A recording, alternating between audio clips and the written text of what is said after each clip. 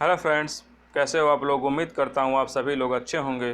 मैं आप सभी लोग का हमारे चैनल एग्ज़ाम्स क्रैकर्स में स्वागत करता हूँ। फ्रेंड्स, हम लोग आधुनिक भारत के इतिहास से संबंधित महत्वपूर्ण प्रश्नों को यहाँ पर टेस्ट के थ्रू डिस्कस कर रहे हैं और उसको याद करने की कोशिश कर रहे हैं। तो उसी क्रम में फ्रेंड हम लोग आज गवर्नर जनरल से संबंधित जो पार्ट 2 है उसको प्रश्नों को यहाँ पर डिस्कस करेंगे और उसको याद करने की कोशिश करेंगे। तो चलिए फ्रेंड, स्टार्ट करते हैं आज का वीडियोज़। और हमारे वीडियोज़ आपको पसंद आ रहे हैं तो लाइक ज़रूर करिए, साथ ही चैनल को सब्सक्राइब करिए और शेयर करिए। चलिए स्टार्ट करते हैं आज के पहले प्रश्न से। तो फ्रेंड्स, आज का पहला प्रश्न है, ब्रिटिश गवर्नर जनरल के काल में औपचारिक रूप से शिक्षा अंग्रेजी माध्यम से आरंभ की गई थी। आपको बताना है किस ब्रिटिश गवर्नर जनरल के काल में जो शिक्षा हो गई थी उसका माध्यम अंग्रेजी हो गया था। आपके पास ऑप्शन है लॉर्ड कैनिंग, दूसरा ऑप्शन है लॉर्ड बेंटिक, तीसरा ऑप्शन है लॉर्ड डलहौजी, चौथा ऑप्शन है लॉर्ड हार्डिंग। तो जल्दी से अपना आंसर कमेंट करके बताइए इसका सही आंसर क्या होगा। फ्रेंड्स, इसका सही आंसर होगा लॉर्ड बेंटिक। लॉर्ड बेंटिक के समय जो इस शिक्षा के माध्यम को अंग्रेजी कर दिया गया था। फ्रेंड्स, टेस्ट देने के बाद ज़रूर आप एक बार बुक खोल के इसको और डिटेल से पढ़िए ताकि आपका कॉन्सेप्ट पूरी तरह से क्लियर हो जाए। चलिए फ्रेंड्स, अगला प्रश्न देखते हैं। अवध विलय के समय वहाँ का डिप्टी कमिश्नर कौन था। आपके पास ऑप्शंस हैं हॉलॉक, दूसरा ऑप्शन है नील, तीसरा ऑप्शन है आउटरम, चौथा ऑप्शन है स्लीमन। तो जल्दी से अपना आंसर कमेंट करके बताइए, अवध विलय के समय वहाँ का डिप्टी कमिश्नर कौन था। ये अक्सर एग्जाम में पूछा जाता है फ्रेंड। तो इसका सही आंसर होगा आउटरम। आउटरम वहाँ का डिप्टी कमिश्नर था। चलिए अगला प्रश्न देखते हैं। विधवा पुनर्विवाह अधिनियम किस गवर्नर के काल में पारित हुआ। आपके पास ऑप्शंस हैं लॉर्ड कैनिंग, दूसरा ऑप्शन है लॉर्ड कर्जन, तीसरा ऑप्शन है लॉर्ड डलहौजी, चौथा ऑप्शन है लॉर्ड हार्डिंग। तो जल्दी से अपना आंसर कमेंट करके बताइए, विधवा पुनर्विवाह अधिनियम किस गवर्नर के काल में पारित हुआ। तो फ्रेंड, इसका सही आंसर होगा लॉर्ड कैनिंग के टाइम पे। चलिए अगला प्रश्न देखते हैं। प्रेस को स्वतंत्रता देने वाला गवर्नर जनरल था। आपके पास ऑप्शन है लीटन, दूसरा रिपेन, तीसरा डफरिन, चौथा मेडकॉफ। तो जल्दी से अपना आंसर कमेंट करके बताइए, प्रेस को स्वतंत्रता या प्रेस का मुक्तिदाता किसे कहते हैं। तो इसका सही आंसर होगा फ्रेंड चार्ल्स मेडकॉफ। मेडकॉफ को ही प्रेस का मुक्तिदाता कहा जाता है। चलिए अगला प्रश्न देखते हैं। हंटर आयोग देश के विकास पर बल दिया। ठीक है फ्रेंड्स, तो देश में किस चीज़ के विकास पर बल दिया हंटर आयोग ने। तो आपके पास ऑप्शन है उच्चतर शिक्षा, दूसरा है प्राथमिक शिक्षा, तीसरा है तकनीकी शिक्षा और चौथा है स्त्री शिक्षा। तो जल्दी से अपना आंसर कमेंट करके बताइए, हंटर आयोग किससे संबंधित था। तो हंटर आयोग संबंधित था प्राथमिक शिक्षा के सुधारों से। चलिए अगला प्रश्न देखते हैं। भारत सरकार ने किस एक्ट द्वारा भारतीय प्रेस पर पाबंदी लगाने तथा नेताओं को बंदी बनाने की कोशिश की। तो आपके पास ऑप्शंस हैं रोलेक्ट एक्ट, ऑप्शन बी है इंडियन आर्म्स, ऑप्शन सी है वर्नाकुलर एक्ट्स, ऑप्शन डी है डिफेंस इंडिया एक्ट। तो जल्दी से अपना आंसर कमेंट करके बताइए, किस अधिनियम के तहत भारतीय प्रेस पर प्रतिबंध लगाया गया था। तो फ्रेंड्स, इसका सही आंसर होगा वर्नाकुलर एक्ट। वर्नाकुलर एक्ट के तहत ही प्रेस पर प्रतिबंध लगा दिया गया और जो भारतीय नेताओं थे उनको बिना किसी कारण के गिरफ्तार करने की कोशिश की गई। चलिए अगला प्रश्न देखते हैं। सैडलर आयोग ने किस विषय पर सिफारिश की। आपके पास ऑप्शंस हैं स्त्री शिक्षा, ऑप्शन बी है भारतीय अर्थव्यवस्था, ऑप्शन सी है शासन सुधार, ऑप्शन डी है भारतीय शिक्षा। तो जल्दी से अपना आंसर कमेंट करके बताइए, इसका सही आंसर क्या होगा। सैडलर आयोग किससे संबंधित है। तो फ्रेंड्स, इसका सही आंसर होगा सैडलर आयोग ने भारतीय शिक्षा से संबंधित सिफारिश की थी। चलिए अगला प्रश्न देखते हैं। वर्नाकुलर प्रेस एक्ट किसने हटाया। ठीक है फ्रेंड्स, तो वर्नाकुलर एक्ट हटाने वाला कौन था। तो आपके पास ऑप्शन है लीटन, दूसरा ऑप्शन है रिपन और तीसरा ऑप्शन है डफरिन और चौथा है Metcalfe. Friend, vernacular press act जो लगाया था वो था लीटन और इसको हटाने वाला था जस्ट उसके बाद का जो गवर्नर था वो था रिपन। तो वर्नाकुलर प्रेस एक्ट लगाया था लिटन ने, लेकिन उसको हटाया था रिपन ने। इसलिए रिपन एक तो भारत का सर्वाधिक लोकप्रिय गवर्नर भी था, इसको लोकप्रिय गवर्नर भी रिपन को कहा जाता है। चलिए अगला प्रश्न देखते हैं। 1 नवंबर 1858 को महारानी विक्टोरिया का घोषणा पत्र सुनाया था लॉर्ड कैनिंग ने, और कहाँ सुनाया था? इलाहाबाद में, दूसरा ऑप्शन है कोलकाता में, तीसरा ऑप्शन है बम्बई में, और चौथा ऑप्शन है मद्रास में। तो जल्दी से अपना आंसर कमेंट करके बताइए। महारानी विक्टोरिया का घोषणा पत्र कैनिंग ने 1858 में कहाँ पढ़ के सुनाया था? तो फ्रेंड्स, इसका सही आंसर होगा इलाहाबाद, इसे अब प्रयागराज कहा जाता है। चलिए अगला प्रश्न देखते हैं। किसके कार्यकाल में लंदन विश्वविद्यालय के तर्ज पर 3 विश्वविद्यालयों की स्थापना हुई थी? ठीक है फ्रेंड्स, 3 विश्वविद्यालय कोलकाता, बम्बई और मद्रास में लंदन विश्वविद्यालय के तर्ज पर यहाँ पे स्थापना की गई थी। तो कार्यकाल किसका था? ऑप्शन है लॉर्ड कैनिंग, ऑप्शन बी है लॉर्ड कर्जन, ऑप्शन सी है डलहौजी, ऑप्शन डी है लॉर्ड हार्डिंग। तो जल्दी से अपना आंसर कमेंट करके बताइए इसका सही आंसर क्या होगा, और कमेंट्स बॉक्स में ज़रूर बताइए आपके टेस्ट में कितने मार्क्स आ रहे हैं। चलिए, तो इसका फ्रेंड्स इसका सही आंसर होगा लॉर्ड कैनिंग। लॉर्ड कैनिंग के कार्यकाल में ही 3 विश्वविद्यालय जो कोलकाता, मद्रास और बम्बई में स्थापित किए गए थे। अगला प्रश्न है, डलहौजी के कार्यकाल में निम्न में से कौन सी घटना घटित नहीं हुई? आपके पास ऑप्शन है, प्रथम विद्युत तार सेवा, दूसरा ऑप्शन है पहली बार डाक टिकटों का प्रचलन, ऑप्शन सी है सार्वजनिक निर्माण विभाग, और ऑप्शन डी है 1857 की क्रांति। तो जल्दी से अपना आंसर कमेंट करके बताइए डलहौजी के कार्यकाल में कौन सी घटना नहीं घटित हुई है? तो फ्रेंड, इसका सही आंसर होगा 1857 की क्रांति। बाकी प्रथम विद्युत तार सेवा डलहौजी के कार्यकाल में शुरू हुई, पहली बार डाक टिकटों का प्रचलन जो है कि डलहौजी के कार्यकाल में ही शुरू हुआ, और सार्वजनिक निर्माण विभाग की स्थापना भी डलहौजी के कार्यकाल में ही की गई थी, सार्वजनिक रूप से की गई थी। पहले ये सार्वजनिक निर्माण विभाग सैनिकों के अंतर्गत था, लेकिन बाद में इसे पूरे देश में इसको लागू कर दिया गया। और 1857 की क्रांति फ्रेंड्स लॉर्ड कैनिंग के कार्यकाल में हुई थी, जिसका कार्यकाल 1856 से 62 तक था। चलिए अगला प्रश्न देखते हैं। निम्न में से कौन सुमेलित नहीं है? आपको बताना है कौन सुमेलित नहीं है। तो आपके पास ऑप्शंस हैं, लॉर्ड हेस्टिंग्स तृतीय आंग्ल मराठा युद्ध, दूसरा है लॉर्ड वेलेस्ली सहायक संधि, तीसरा है लॉर्ड कॉर्नवालिस अस्थायी बंदोबस्त, चौथा है जॉन शोर आंग्ल नेपाल युद्ध। तो जल्दी से अपना आंसर कमेंट करके बताइए इसमें कौन सा मैच नहीं है। तो लॉर्ड हेस्टिंग तृतीय आंग्ल मराठा युद्ध ये सही है फ्रेंड्स, और लॉर्ड वेलेस्ली सहायक संधि ये भी सही है, लॉर्ड कॉर्नवालिस अस्थायी बंदोबस्त ये भी सही है, जॉन शोर आंग्ल नेपाल युद्ध ये गलत है फ्रेंड्स।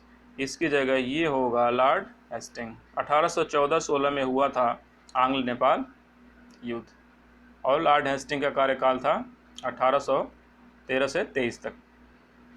तो ये आपका ऑप्शन गलत है और ये सही ठीक हो जाएगा। अगला है, निम्न में से कौन कुशल अकर्मण्यता की नीति से जुड़ा हुआ है? आपके पास ऑप्शन है लॉर्ड कैनिंग, दूसरा ऑप्शन है लॉर्ड कर्जन, तीसरा ऑप्शन है जॉन लॉरेंस, ऑप्शन डी है लॉर्ड हार्डिंग। तो जल्दी से अपना आंसर कमेंट करके बताइए इसका सही आंसर क्या होगा। कुशल अकर्मण्यता या इसे अहस्तक्षेप की नीति भी कहा जाता है, और कुशल निष्क्रियता की नीति से भी जाना जाता है। तो उसके 2-3 नाम है, तो आपको ध्यान में रखना है, चतुराईपूर्ण निष्क्रियता, या फिर कुशल अकर्मण्यता, या फिर अहस्तक्षेप की नीति। ये किससे ये इसका नाम जुड़ा हुआ है? तो ये है जॉन लॉरेंस। जॉन लॉरेंस ने अफ़गानिस्तान से संबंधित जो इसकी नीति थी वो कुशल अकर्मण्यता की थी। ठीक है फ्रेंड्स, तो यहाँ पे उसने दोस्ती करने का प्रयास किया, एक तरह से उसने बफर स्टेट के लिए काम किया वहाँ पे। किस वायसराय की हत्या उसके कार्यकाल में हुई थी? आपके पास ऑप्शंस हैं, लॉर्ड कैनिंग, ऑप्शन बी है लॉर्ड मेयो, ऑप्शन सी है लॉर्ड डलहौजी, ऑप्शन डी है लॉर्ड हार्डिंग। तो जल्दी से अपना आंसर कमेंट करके बताइए इसका सही आंसर क्या होगा, किस वायसराय की हत्या उसके कार्यकाल में हुई थी? तो फ्रेंड्स, इसका सही आंसर होगा लॉर्ड मेयो। लॉर्ड मेयो जब अंडमान निकोबार द्वीप में भ्रमण पर निकला था, तो उसी समय एक बंदी ने इसकी हत्या कर दी थी। चलिए अगला प्रश्न देखते हैं। वह कौन व्यक्ति था जिसने भारत में पहली बार जनसंख्या की गणना करवाई थी? ठीक है फ्रेंड, जनसंख्या की गणना करवाई थी। आपके पास ऑप्शन है लॉर्ड कैनिंग, दूसरा ऑप्शन है लॉर्ड रिपन, ऑप्शन सी है लॉर्ड डलहौजी, ऑप्शन डी है लॉर्ड मेयो। तो जल्दी से अपना आंसर कमेंट करके बताइए इसका सही आंसर क्या होगा। तो फ्रेंड इसका सही आंसर होगा लॉर्ड मेयो। 1871 में लॉर्ड मेयो के कार्यकाल में पहली बार जनगणना कराई गई थी, लेकिन वो जनगणना अनियमित थी और लॉर्ड रिपन के कार्यकाल में नियमित जनगणना 1881 में कराई गई। चलिए अगला प्रश्न देखते हैं। भारत में स्थानीय स्वायत्त शासन को किसने प्रोत्साहित किया था? स्थानीय शासन को आपके पास ऑप्शन है लॉर्ड डफरिन, दो है लॉर्ड मेयो और तीसरा है लॉर्ड रिपन और चौथा है लॉर्ड हार्डिंग। तो जल्दी से अपना आंसर कमेंट करके बताइए भारत में स्थानीय स्वायत्त शासन का जनक किसे माना जाता है? तो फ्रेंड्स इसका सही आंसर होगा लॉर्ड रिपन, जिसे भारत का सर्वाधिक लोकप्रिय गवर्नर जनरल भी कहा जाता है। चलिए अगला प्रश्न देखते हैं। इल्बर्ट बिल विवाद किससे संबंधित था? आपके पास ऑप्शन है भारतीयों द्वारा हथियार लेकर चलने पर प्रतिबंध, ऑप्शन बी है भारतीय भाषाओं में प्रकाशित होने वाले समाचार पत्र पर प्रतिबंध, ऑप्शन सी है अंग्रेजों के मामलों की सुनवाई के लिए लगाई गई अयोग्यता को हटाया जाना, ऑप्शन डी है सूती कपड़े पर लगाया गया शुल्क का हटाया जाना।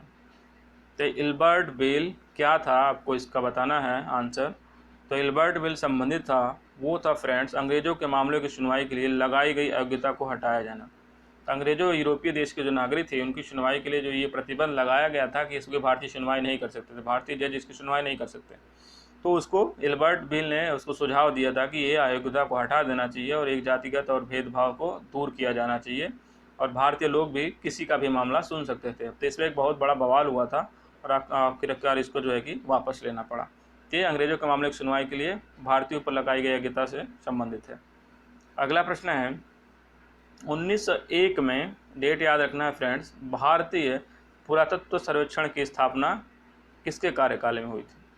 तो आपके पास ऑप्शन है लॉर्ड कैनिंग के कार्यकाल में, दूसरा है लॉर्ड रिपन के कार्यकाल में, तीसरा है लॉर्ड डलहौजी के काल में और चौथा है लॉर्ड कर्जन के कार्यकाल में।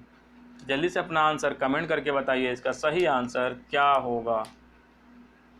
तो फ्रेंड्स इसका सही आंसर होगा लॉर्ड कर्जन के काल में। लॉर्ड कर्जन के काल में ही पहली बार भारतीय पुरातत्व सर्वेक्षण की स्थापना हुई थी 1901 में। अगला प्रश्न देखते हैं। नैन्सी फ्रेंड नहीं है, ये निम्न लिखा है, निम्न में से कौन सुमेलित नहीं है? आपको बताना है कौन सुमेलित नहीं है। आपके पास ऑप्शन है लॉर्ड रिपन स्वायत्त शासन, दूसरा है लॉर्ड कर्जन बंगाल का विभाजन, तीसरा है लॉर्ड डलहौजी सहायक संधि और चौथा है लॉर्ड बेंटिक सामाजिक सुधार। तो जल्दी से अपना आंसर कमेंट करके बताइए इसका सही आंसर क्या होगा, कौन सा इसमें मैच नहीं है। तो लॉर्ड रिपन स्वायत्त शासन का जनक इसको कहा जाता है। लॉर्ड कर्जन के समय बंगाल का विभाजन हुआ था 1905 में और लॉर्ड डलहौजी ये सहायक संधि नहीं थी फ्रेंड, ये थी राज हड़प की नीति। सहायक संधि बेरेजली द्वारा स्टार्ट की गई थी। तो ये ऑप्शन आपका सी सही हो जाएगा और बाकी लॉर्ड बेंटिक जो को सामाजिक सुधार के लिए जाना जाता है। तो डलहौजी का सहायक संधि ये गलत पेयर है, बाकी सारे मैच्ड हैं। अगला प्रश्न है प्राचीन स्मारक संरक्षण एक्ट 1904, ये भी ध्यान रखना है किस गवर्नर जनरल के कार्यकाल में पारित हुआ फ्रेंड्स, इसको आपको बताना है। फ्रेंड इसका सही आंसर होगा लॉर्ड कर्जन। कर्जन के कार्यकाल में हम लोग देखा था अभी भारतीय पुरातत्व सर्वेक्षण की स्थापना हुई थी और प्राचीन स्मारक संरक्षण का भी एक इस गवर्नर ने पारित करवाया था ताकि जो है कि इमारतों थी उनको सुरक्षित कराया जा सके। चलिए अगला प्रश्न देखते हैं। ब्रिटिश भारत की राजधानी का कोलकाता से दिल्ली स्थानांतरण किसके काल में हुआ था? आपके पास ऑप्शन है लॉर्ड मिंटो, ऑप्शन बी है लॉर्ड रीडिंग, ऑप्शन सी है लॉर्ड डलहौजी, ऑप्शन डी है लॉर्ड हार्डिंग द्वितीय। तो जल्दी से अपना आंसर कमेंट करके बताइए। राजधानी को दिल्ली से कोलकाता 1911 में ले गया गया, तो उस समय वहाँ पे गवर्नर जनरल कौन था? तो फ्रेंड इसका सही आंसर होगा लॉर्ड हार्डिंग द्वितीय। उस समय गवर्नर जनरल लॉर्ड हार्ड द्वितीय था। इनमें से किस गवर्नर जनरल ने सबसे पहले पृथक निर्वाचन मंडल की व्यवस्था से मुसलमानों को जीतने व उन्हें कांग्रेस के विरुद्ध करने के लिए इस्तेमाल किया? पहली बार पृथक निर्वाचन मंडल की स्थापना किसने की थी? तो फ्रेंड आपके पास ऑप्शन है लॉर्ड मिंटो, दूसरा ऑप्शन है लॉर्ड कर्जन, तीसरा ऑप्शन है लॉर्ड डलहौजी, चौथा ऑप्शन लॉर्ड हार्डिंग। तो जल्दी बताइए, पहली बार पृथक निर्वाचन मंडल मुसलमानों के लिए किसने लाया था ताकि कांग्रेस के विरुद्ध किया जा सके और अपने पक्ष में उनको किया जा सके? तो फ्रेंड इसका सही आंसर होगा लॉर्ड मिंटो। लॉर्ड मिंटो ने 1909 में मार्ले सचिव जो था उस समय मिल के मार्ले मिंटो सुधार के नाम पे ये पृथक निर्वाचन मंडल की घोषणा की गई थी। चलिए अगला प्रश्न है, निम्न में कौन सुमेलित नहीं है? आपके पास ऑप्शंस हैं लॉर्ड रिपन एल्बर्ट बिल, दूसरा ऑप्शन है lord Lytton vernacular press, option C है lord Dalhousie doctrine of lapse, option D है lord Canning Pitt's India act. तो जल्दी से अपना आंसर आपको कमेंट करके बताना है, कमेंट्स बॉक्स में जल्दी से टाइप करिए इसमें से कौन मैच्ड नहीं है। तो लॉर्ड रिपन एल्बर्ट बिल इसी के टाइम आया था फ्रेंड्स, जो भारतीय की अयोग्यताओं से संबंधित था, और लॉर्ड लिटन के समय वर्नाकुलर प्रेस आया था जिसने प्रेस पे और भारतीय नेताओं पे प्रतिबंध लगाने की कोशिश की थी, और लॉर्ड डलहौजी ने डॉक्ट्रिन ऑफ लैप्स राज्य हड़प की नीति इसने ही लागू की थी, और लॉर्ड कैनिंग एक्ट यही फ्रेंड गलत है, पिट्स इंडिया एक्ट लॉर्ड कैनिंग के समय नहीं बल्कि वारेन हेस्टिंग के समय आया था, इसलिए ऑप्शन डी आपका सही हो जाएगा। पिट्स इंडिया एक्ट 1784 में आया था। अगला प्रश्न है, भारत में कर्जन के प्रशासन की तुलना औरंगजेब से किसने की थी? आपके पास ऑप्शन है दादा भाई नौरोजी, दूसरा ऑप्शन है बाल गंगाधर तिलक, तीसरा ऑप्शन है गोपाल कृष्ण गोखले, चौथा ऑप्शन है महात्मा गांधी। तो जल्दी से अपना आंसर कमेंट करके बताइए, कर्जन के इस प्रशासन की तुलना औरंगजेब से किस भारतीय क्रांतिकारी ने या फिर नेता ने की थी? तो फ्रेंड इसका सही आंसर होगा गोपाल कृष्ण गोखले।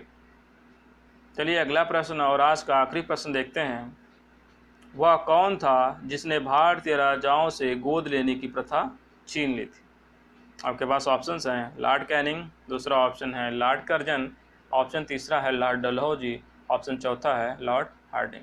तो भारतीय राजाओं से अगर उनका पुत्र नहीं है, अगर उनका राज्य को अपना एक उत्तराधिकारी घोषित करना है तो किसी को गोद ले सकते थे। ऐसी प्रथा वर्षों से चली आ रही थी, लेकिन इस गवर्नर जनरल ने इस पर रोक लगा दी। तो वो गवर्नर जनरल था डलहौजी, जो राज्य हड़प की नीति, राज्य विलय की नीति लाया था इसी के आधार पे, और बहुत सारे राज्यों को उसने अपने कब्जे में करा था।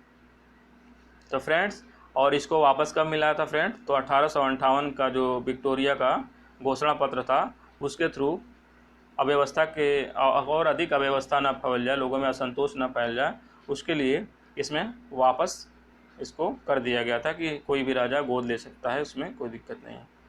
तो फ्रेंड्स, आज का वीडियो आपको कैसा लगा कमेंट्स करके ज़रूर बताइए, और हमारे चैनल को सब्सक्राइब करिए और ज़्यादा से ज़्यादा शेयर करिए ताकि और लोग अपनी तैयारियों को मजबूत कर सकें। थैंक यू फ्रेंड्स, मिलते हैं नेक्स्ट वीडियो में।